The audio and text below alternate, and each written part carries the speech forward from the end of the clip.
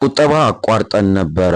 አሁን አክቲቭ መሆናችንን በምን እናውቃለን? ብንቀጥልስ ወደ ዕጣ መግባት እንችላለን ወይ ያላችሁ ብዙዎቻችሁ ጠይቃችሁኛል። ለዚህ መረጃ ምላሽ ሰጣችኋለሁ። ለዚህ ቻናል አዲስ የሆናችሁ ፎሎ ማድረጉ እንዳትረሱ። ይህ መረጃ ሌሎች እንዲደርስ ደግሞ ሼርም አድርጉ። ያመለጧችሁ መረጃዎች እዚህ ፕሌሊስት ማግኘት ትችላላችሁ። የ20/80 እና 40/60 ቁጠባ እንግዲህ ከ2005 ከተጀመረ በኋላ ብዙዎች የሚያስፈልገውን ቅድመ ክፍያ ቀድሞ የከፈሉ አሉ። ከዛ ውጭ ደግሞ በየወሩ እየከፈሉ የነበሩም አሉ። አንዳንድ ምክንያት እንግዲህ ይህ የወራዊ ቁጠባቸውን ያቆሙ ግን ምናልባት አሁን ዕጣ ውስጥ መግባት እንችላለን ነው የሚል ተደጋጋሚ ጥያቄ እየጠየቁ ነው የሚገኘው። ለማንኛውም እዚህ ጋር የምነግራችሁ አንድ ትልቅ መረጃ ምንድን ነው?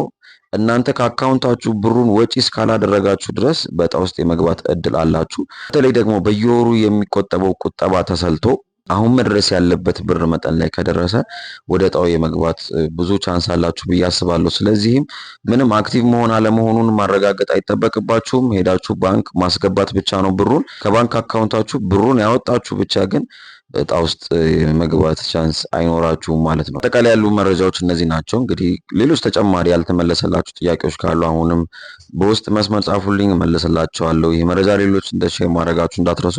አዲስ የሆናችሁ ፎሎ አድርጉ። ሌሎች ያመረጧችሁ ቤት ነክ መረጃዎችን ደግሞ እዚህ ፕሌሊስት ውስጥ ማግኘት ትችላላችሁ። መልካም ቀን።